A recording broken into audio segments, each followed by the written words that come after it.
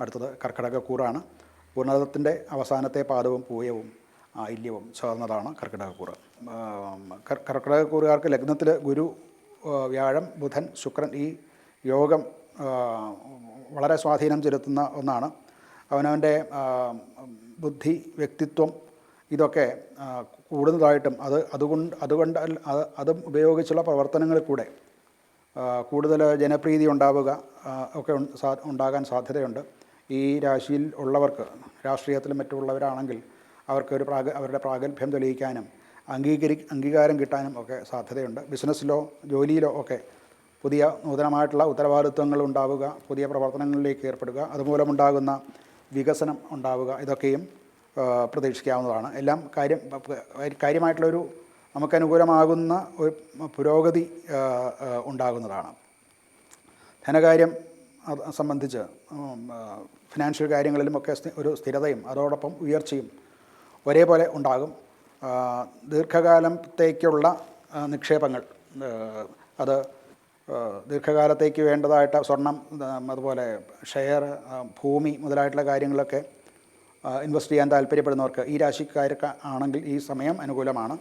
അത് ഇപ്പോൾ ചെയ്യാവുന്നതാണ്. അതുകൊണ്ട് ദീർഘകാലത്തേക്കുള്ള ഫലം, അനുകൂലമായിട്ടുള്ള ഫലം, വലിയ ലാഭം ഉണ്ടാക്കുന്ന ഇൻവെസ്റ്റ്മെൻറ്റുകളാണ് ഇപ്പോൾ ചെയ്യുന്നതെല്ലാം തന്നെ. ആരോഗ്യം പൊതുവെ മെച്ചപ്പെടും. അത് മറ്റ് രോഗങ്ങൾ വരാനുള്ള സാഹചര്യം വളരെ കുറവാണ്. അവരവരുടെ ആത്മവിശ്വാസം വർദ്ധിക്കുകയും അതുകൊണ്ട് തന്നെ സന്തോഷവും സുഖവും ഉണ്ടാവും. കുടുംബാന്തരീക്ഷമാണെങ്കിലും സന്തോഷകരമായിട്ടുള്ളൊരു അവസ്ഥ കുടുംബത്തിൽ നിലനിർത്താൻ സാധിക്കും. കുടുംബത്തിൽ പല നല്ല കാര്യങ്ങളും സംഭവിക്കാനും, അതായത് വിവാഹ നിശ്ചയം, വിവാഹം, അതുപോലെ സന്താന